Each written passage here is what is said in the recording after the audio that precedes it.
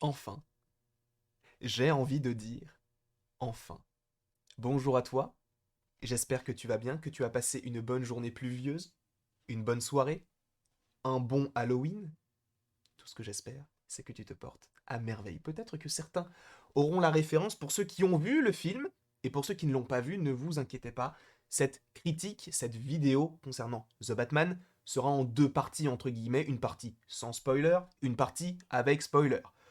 Sachant que j'ai un petit peu de choses à dire, et j'espère que cette vidéo vous plaira. Sachez donc que j'ai eu la chance de pouvoir voir le film hier en avant-première, c'était très très cool. On en parlera par ailleurs peut-être un petit peu plus sur Twitch, parce que j'ai pas mal de choses à vous dire concernant ce qui s'est passé hier soir, parce que c'était un peu compliqué, mais vous allez voir, c'est très intéressant. Alors pas forcément la séance, mais plus ce qu'il s'est passé après, parce que vous allez voir. Mais en tout cas, ce film, c'est une claque.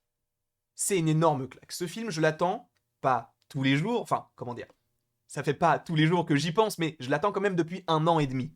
Et je pense que pas mal de personnes sont dans mon cas, depuis donc la sortie du teaser trailer, donc lors du DC Fandom 2020.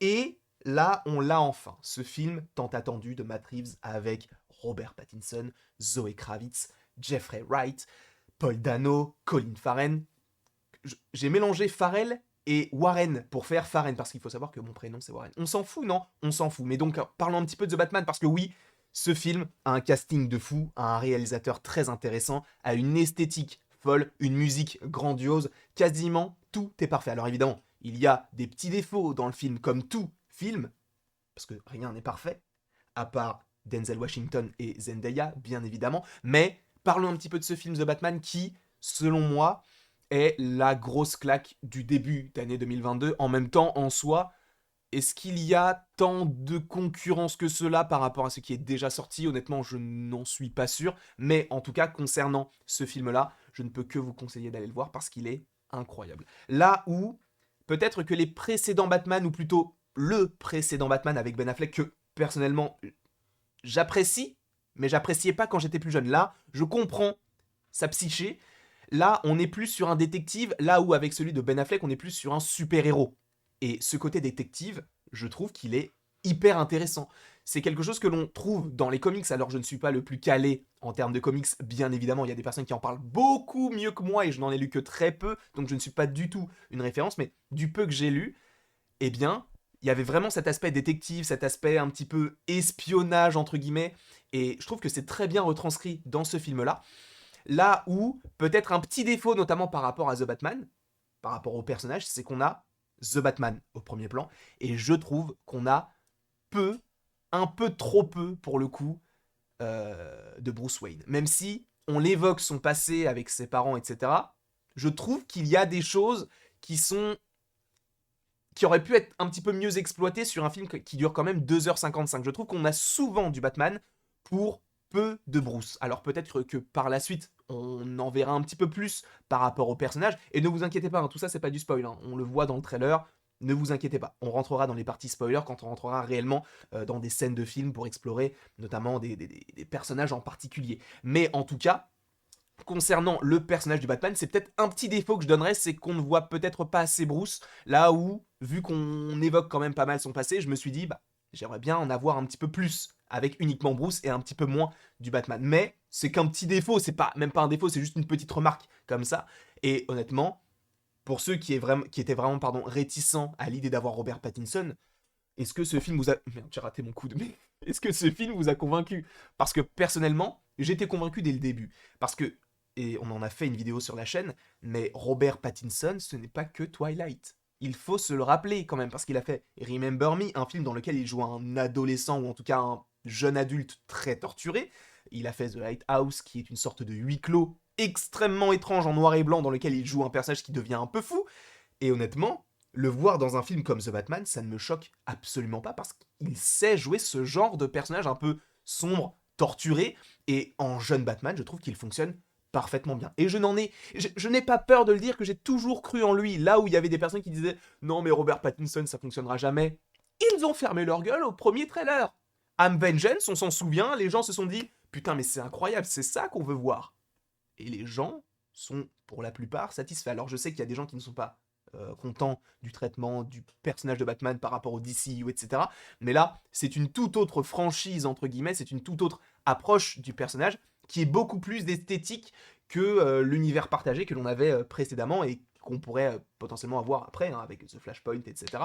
Mais donc, esthétiquement parlant, Matt Reeves, il a fait quelque chose de très très bon, là où, honnêtement, en termes de film, je n'ai vu que les Planètes des Singes, le 2 et le 3, donc l'affrontement et suprématie. J'ai surtout apprécié en termes d'idées esthétiques, beaucoup plus le 3, je trouve. Il avait vraiment un truc en plus par rapport au 2 qui était vraiment plus sur l'histoire. Là, c'était vraiment histoire et esthétisme. Et je trouve qu'en fait, on retrouve un petit peu ce qu'on pouvait trouver dans Suprématie dans ce film, donc The Batman. Là où, et j'en parlais avec Mathéo notamment, c'est vrai que la plupart des plans, en fait, c'est un money shot, entre guillemets, dans le sens où c'est un plan dans lequel tu peux te dire, ok, là, il y a eu des années de recherche. Alors que peut-être pas, hein. Mais par exemple, ce plan-là, je le trouve génialissime, avec ce Batman très sombre qui est éclairé par la lueur du jour, la lueur du soleil, qu'on ne voit quasiment jamais dans le film. C'est pour ça que je vous ai dit journée pluvieuse ou belle soirée ou Halloween, parce que c'est totalement en lien avec le film. Et en plus de ça, on a souvent cette colorimétrie très très orangée, très gris, très noir, très marron. Donc c'est assez intéressant là où en plus le logo est totalement rouge. Donc tu te dis mais ok, on a beaucoup de couleurs. Enfin non, on a peu de couleurs, mais les peu de couleurs qu'on a c'est flashy. Et le reste c'est que du sombre, du gris, du marron, que des choses ternes. Et esthétiquement je trouve que ça rend super bien parce que il y a des scènes vraiment qui sont magnifiques, éclairées de rouge, un petit peu de bleu, notamment quand tu as un personnage, bon, sans trop rentrer dans les détails, qui porte un collier et entouré de bleu et de rouge. Et honnêtement, c'était vraiment hyper intéressant d'avoir ce genre de film avec un super-héros. Et c'est vrai que Terry en parlait lors de la table ronde qu'on avait fait à la fin du film. C'est vrai que de plus en plus, les studios qui enfin, comme DC, enfin du coup comme Warner et comme Disney qui font donc les films DC et Marvel respectivement, ils se sont dit ok, on a fait pas mal de films de super-héros, mais comment sortir du lot? Comment faire le film qui va te dire ok, c'est plus qu'un film de super-héros entre guillemets. Et ce film The Batman est la définition parfaite. Là où Marvel aussi l'a fait avec Captain America The Winter Soldier, là avec The Batman, avec Joker, avec la première partie de Man of Steel, je trouve qu'ils allaient vraiment dans un univers un petit peu plus à la fois réaliste, mais avec des personnages très très... Comment on peut dire ça? Bah en fait tirés de comics et qui sont pas enjoués, mais qui sont un petit peu colorés, même si bon Batman ne l'est pas, mais tu vois ce que je veux dire, qui n'inspirent pas forcément le réalisme. Alors que là, le réalisme est présent partout.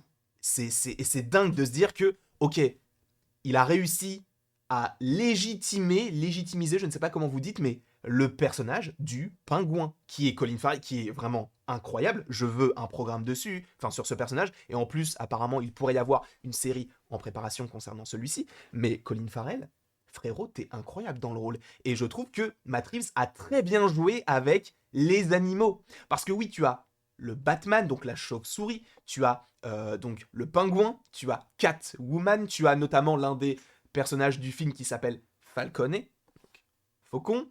Tu vois ce que je veux dire? Il y a plein de références aux animaux. Et honnêtement, je trouve que c'est hyper intéressant parce que là où tu pouvais te dire, bah comment est-ce qu'il va faire en fait? Eh bien, il l'a fait de la meilleure des façons. Par exemple, par rapport au pingouin, à un moment donné, peut-être qu'on va rentrer dans une partie spoiler, j'en parlerai peut-être un petit peu après. Honnêtement, je n'en sais rien. Tu sais quoi? Peut-être, si t'as pas envie d'être spoilé, coupe là. Au moins, tu sais que la réalisation est très bien. Pattinson est très bon. La musique, on en parlera un petit peu après, mais elle est incroyable. Du coup, là, je pense que maintenant, on peut faire une partie spoiler, même si cette critique n'a aucun sens. Mais on s'en fout, on est là pour parler du film. Du coup, il y a un moment dans le film où il est attaché aux mains et aux pieds, et pour marcher, il est obligé de se dandiner, comme un pingouin.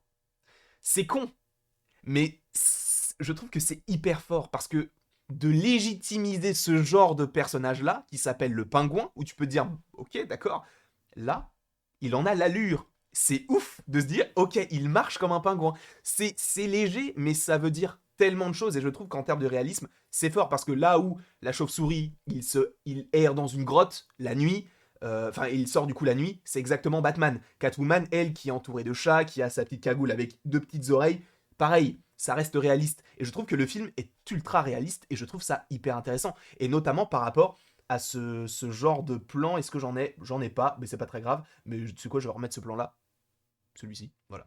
T'as énormément de caméras subjectives. Enfin, caméras subjectives entre guillemets, dans le sens où, par exemple, au moment où, bah, ce plan-là, totalement, ce plan-là où tu as donc le personnage donc de Oz, donc du pingouin qui affronte The Batman sur l'autoroute, cette scène-là, c'est l'une des courses-poursuites les plus réalistes. Là où un Fast and Furious, ils arrivent à passer entre toutes les voitures et il n'y a aucun problème. Là, tu as les camions qui gênent, tu as les voitures qui gênent, tu as l'attente du personnage du pingouin qui ne veut pas forcément rentrer dans les voitures mais qui veut les esquiver pour pas forcément faire plus de victimes ou même abîmer sa voiture ou se blesser lui-même.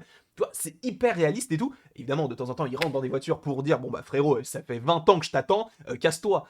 Et c'est hyper réaliste tout en étant un petit peu irréaliste. C'est un peu bizarre, mais en gros, par exemple, à un moment donné, il va foncer dans un camion qui va exploser, sauf que comme par hasard, il va y avoir une sorte de rampe d'accès qui va permettre à la voiture, ou plutôt à la Batmobile, de sauter et de voler et d'arriver là. Donc oui, ça c'est pas très réaliste, mais pour le coup, c'est ça qui est bien. C'est qu'en fait, il arrive à mêler le réel et ce que l'on pourrait voir dans les comics. Et je trouve que c'est hyper intéressant. Et vraiment, il a vraiment très bien retranscrit cette idée du réel. Ouais, j'ai beaucoup dit ce mot-là, non? Je ne sais pas pour vous, mais j'ai l'impression que oui. Donc par exemple, cette scène-là était vraiment très intéressante, notamment par rapport à la caméra subjective, parce que en fait, t'avais l'impression que la caméra était posée à l'extérieur de la voiture, mais du côté du rétroviseur. Et t'avais cette sorte de surcadrage très intéressant, comme si on rentrait dans l'intériorité du personnage. Et cette subjectivité, elle est incroyable, notamment par rapport au moment où il est en train de, il est au-dessus donc d'une sorte de, bah, je crois, du commissariat, et il va voler. Et en fait, il a une caméra qui est sur lui et tu le suis. Et ce qui est très intéressant, c'est que là où encore tu as du réalisme, c'est que c'est un jeune Batman. Donc c'est logique de le voir tomber, c'est logique de le voir prendre des coups, tu vois. Ça, j'aime bien. J'aime bien ce genre de personnage qui est puissant, qui inspire la peur, mais où tu te dis, bon, ok, en fait, c'est un humain. Et c'est ça qui est bien, c'est le côté humain. Et les émotions arrivent, enfin, il arrive bien à les retransmettre, je trouve, avec son costume. Pas du tout cette photo. Je trouve que les émotions, il arrive bien à les représenter par rapport, même avec le masque. Certains disaient, bon, le masque, j'aime pas trop parce que ça fait vraiment carré et tout. Moi, honnêtement, le costume, je trouve que c'est l'un des meilleurs costumes avec celui de Christian Bale, hein. Honnêtement, j'ai rien à dire sur le costume. Il est très très stylé, notamment les petits batarangs qu'il a là, qui sont pas vraiment des batarangs, mais t'as compris. Je trouve que c'est vraiment génial. Alors, selon les rumeurs, enfin selon ce qui avait été dit supposément, ce serait l'arme qui a été utilisée pour tuer les parents de Bruce Wayne. Je ne sais pas du tout, donc je veux pas trop m'avancer là-dessus, mais honnêtement, je trouve l'idée très stylée. Et le costume est incroyable. Il rentre parfaitement dedans, il fait un travail remarquable dans la prestation de Batman. Et même, tu sens qu'il y a une aura, tu sens qu'il y a une prestance. Il y a quelque chose autour de ce perso qui fait que, ok, il inspire la peur. La première scène que l'on voit, et ça, c'est une scène qui m'a le plus marqué, c'est son arrivée. Oui, on l'a déjà vu dans le trailer. Le I'm Vengeance, il prend le bras du mec. Who you supposed to be? I'm Vengeance. Ok, c'est stylé, je suis d'accord. Quand on l'a vu dans le trailer, c'était très cool. Mais le voir au cinéma et de voir l'entrée du perso, c'est incroyable. Le mec sort de la nuit. C'est ouf parce que c'est un mec qui est habillé en noir, qui est habillé en chauve-souris, qui se bat la nuit et il sort de l'ombre. Il n'y a rien de plus sombre que ça. Et le mec, il arrive et il défonce tout le monde. Alors oui, il se prend des droites et tout, mais ce moment-là, je trouve qu'il est, pour moi, c'est l'un des meilleurs moments du film. Son arrivée, alors que ce qui est très intéressant en plus, c'est quand tu as le bas de signal, tu as plusieurs délits qui se font, et ce qui est très cool, c'est que tu as plusieurs plans sur une ruelle sombre, où tu te dis, ok, du coup, vu qu'il y a le bas de signal, vu que je viens de voler un truc, est-ce que là, il va vouloir me voler, il va vouloir me faire un truc, il va vouloir me taper, me tuer, j'en sais rien du tout. Et les gens ont peur de ça. Les gens ont peur du nombre. Et, et ce qui est cool, c'est que les gens pensent que ce personnage-là est fantastique, entre guillemets, dans le sens où ce n'est pas un personnage euh, c'est pas un humain, entre guillemets, c'est un surhomme, on peut le dire, entre guillemets, dans le sens où les gens se disent, ok, c'est pas un homme, c'est pas man, c'est The Batman. C'est con ce que je viens de dire, mais en soi, c'est ce que ça veut dire. Les gens ont peur de la figure qu'il représente. Là où, même le petit qui lui-même avait, tu sais, la face moitié en Joker, entre guillemets, en moitié en... Si, c'était un peu en Joker, alors pas le Joker qu'on connaît, hein, mais le Joker de la carte, plutôt Donc moitié Joker, moitié pas maquillé, tu sentais que lui-même il était un peu tiraillé, et même ça veut dire beaucoup de choses, ça veut dire qu'il sait pas vraiment s'il doit être avec eux ou continuer en fait sa vie d'adolescent, parce que c'était un adolescent. Et la peur qui se traduit sur son visage, elle est folle, parce que tu te dis, les gars, ils ont peur de lui, il est tout seul, et il arrive à gérer toute la ville, alors que des fois il est même pas là. Le moment où tu as des plans, des inserts sur l'ombre, sur une ruelle, etc., tu te dis, mais frère, il y a rien. Mais toi-même, tu te dis, mais est-ce qu'il y a vraiment rien? Est-ce qu'il est vraiment... Même toi, tu te poses des questions. Et je trouve que par rapport à la mise en scène, c'est hyper intéressant. Je trouve, encore une fois, voilà, peut-être que je dis n'importe quoi, mais en tout cas, je trouve que c'est très réaliste. Beaucoup de caméras donc subjectives, donc au moment où il vole, etc., où il tombe par terre, etc. Qu'est-ce que j'avais marqué d'autre encore? Bah, j'ai mis tous les plans sont beaux avec un point d'exclamation parce que oui, encore une fois, comme je te l'ai dit, c'est très pictural. Ce plan-là est l'un des plus beaux plans, notamment un des plans qu'on avait lors du deuxième trailer, si je ne dis pas de bêtises, qui était juste fou. Il était fou avec cette caméra inversée, lui qui arrive et tout, la menace qui plane, le feu derrière. Enfin, tout est iconique dans ce plan-là. Et je pense même que ce sera la miniature de la vidéo. Je pense, sans trop m'avancer, hein, même si je m'avance un petit peu. Mais en tout cas, concernant Batman, vraiment, rien à dire dessus. Il était vraiment parfait de bout en bout, comme je vous l'ai dit tout à l'heure. J'aurais peut-être voulu un petit peu plus de Bruce Wayne, que l'on voit de temps à autre, mais c'est pas le gros point du film. Et on va y venir au gros point du film un petit peu plus tard. Mais là, je voulais un petit peu parler de Catwoman, qui est donc jouée par Zoe Kravitz. Alors, je t'avoue, et je ne m'en suis jamais caché, c'est peut-être le personnage que j'attendais le moins et je ne demandais qu'à être surpris. Et j'ai été surpris. Ce personnage-là est hyper intéressant, et c'est un personnage aussi qui mériterait un spin-off ou peut-être une nouvelle apparition dans une suite, etc. Même si la fin ne te dise pas forcément une potentielle suite, mais enfin, une potentielle suite. Vu qu'ils prennent des chemins différents, tu te dis, bon, on la verrait peut-être pas maintenant. Mais Zoé Kravitz fait un travail également remarquable. Elle a réussi à me faire changer d'avis, là où dans le trailer je la trouvais un petit peu insignifiante, même si elle était quand même pas mal présente. Là, frérot, elle a une importance capitale et elle envoie du très très lourd en termes de combat, même en termes de jeu d'acteur, enfin d'actrice du coup. Je trouve que c'est très très bon ce qui a été produit par Zoe Kravitz dans ce film-là. Et honnêtement, ouais, mea culpa parce que c'était pas forcément un personnage que j'attendais et pour le coup, c'était une très très bonne surprise. Donc j'avais envie un petit peu d'en parler parce que c'était pas le personnage que j'apprécie le plus dans ce film, mais c'était un personnage plutôt intéressant, et notamment aussi le commissaire Gordon joué par Jeffrey Wright, qui lui aussi a son lot de scènes stylées. En fait, lui, c'est vraiment le poteau. T'as besoin d'huile pour faire cuire tes steaks, tu vas le voir, lui, il va t'en donner. C'est pas le meilleur exemple. Je suis pas très bon en impro, vraiment pas du tout. Mais en tout cas, lui, c'est le frérot. Il est là tout le temps quand il faut, etc. Donc honnêtement, lui, je le kiffe. Et c'est vrai que ça, c'était quelque chose qui avait été dit lors donc de la table ronde juste après. Il a un acolyte qui s'appelle Martinez, qui est souvent là quand il faut, où il le faut. Ce n'est pas moi qui l'avais dit, je ne sais plus qui l'avait dit exactement, mais c'est vrai que son collègue, il était partout et nulle part à la fois. Par exemple, le moment où Batman rentre chez le Riddler et pour avoir des indices concernant sa future, enfin sa future, comment on appelle ça, attaque entre guillemets, eh bien lui il était là. Et il lui a donné des petits indices, genre ah bah tu vois, ça m'a permis de décoller la moquette, parce que mon oncle est tapissier ou je sais pas quoi. Et Batman décolle la moquette, et qu'est-ce qu'il y a sur le truc? Il y a sur le parquet exactement ce qu'il est censé faire. Et tu te dis, ok, t'as les bons trucs au bon moment, toi, quand même. Hein. Donc, est-ce qu'on nous aurait pas teasé un truc, peut-être pour la suite, honnêtement? Je ne sais pas. Mais le gros point du film extrêmement positif, c'est pas lui, c'est lui, Paul Dano. Tu as fait quelque chose d'incroyable, je trouve. Et c'est également lié au réalisateur, au monteur également. Mais Paul Dano, sa prestation sur le film, je trouve ça fou. Dans le sens où l'acteur, on le voit pour la première fois au bout de 2 heures de film. Je veux dire son visage, parce qu'il est tout le temps masqué. 2 heures de film. Et il arrive à être partout. Encore une fois, et nulle part à la fois. Lui aussi. Mais c'est fou. C'est fou parce que tu te dis, le mec, en fait, il fait ce que Batman voudrait faire, mais en pire, en fait. En fait, ils ont les mêmes intentions d'enlever la pègre, les rats, justement, de Gotham, mais de le faire à sa façon. Et c'est ouf parce que lui, en fait, ne considère pas Batman comme un ennemi, en fait, il le considère comme son allié, parce que c'est ce qu'il lui dit, notamment quand ils sont... Enfin, quand lui est à Arkham, il lui dit, en fait, moi, j'ai pas de muscles, moi, j'ai pas la force qu'il faut, mais en fait, ma force, elle est là. Donc lui, c'est un stratège. Là où Batman, lui, c'est comme si il avait... C'était ses points.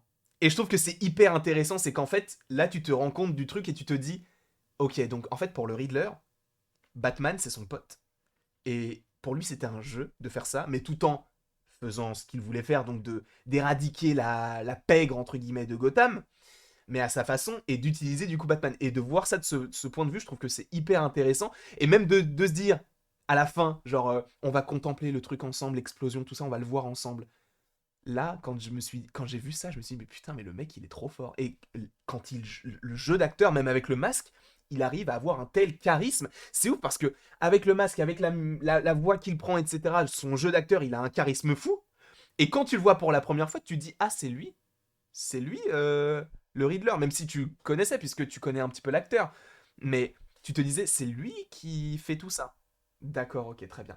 Mais après, la scène de l'interrogatoire, elle monte, enfin, c'est crescendo vers de l'absurde, mais tellement bien joué. Des moments où il chante, des moments où il va faire des petits cris et tout. C'est ouf. Cet acteur n'est pas reconnu à sa juste valeur. Il est incroyable. Je vous le dis, dans à peu près 50 ans, il a un Oscar. Je me mouille pas. Mais lui, là, futur Grand Hollywood. Hein. Et déjà un Grand Hollywood. Hein. Mais là, frère, il a fait une prestation remarquable. Là où j'avais justement un peu peur, parce que Jim Carrey, le Riddler qu'il avait fait, c'était vraiment très excentrique, c'était un peu too much. Là, pareil, le réalisme est présent. Les costumes sont là, les points d'interrogation, le vert, le noir, etc. Tout est lié à ce qu'il y a dans les comics, mais c'est réaliste. Et ça, j'adore. Je trouve que cet acteur est incroyable. En tout cas, ce n'est que mon avis, donc j'avais envie de me focaliser un petit peu plus sur lui, sachant que oui, à la fin, il est à Arkham et il parle à quelqu'un.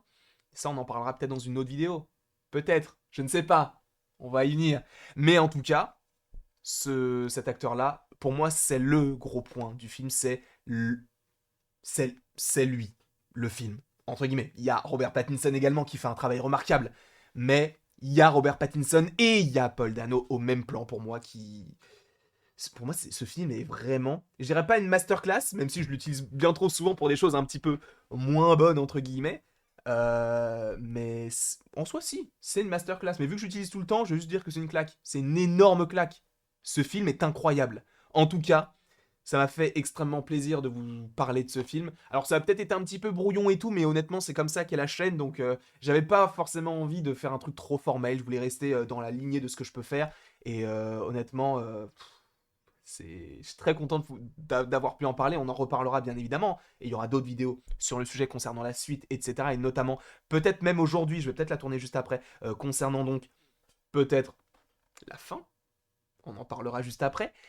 Donc voilà, j'espère en tout cas que cette vidéo vous aura plu. N'hésitez surtout pas à l'aimer, à la partager, à la commenter et à vous abonner. Cela me ferait évidemment extrêmement plaisir. Et il ne me reste donc plus qu'à te dire à la prochaine pour la prochaine.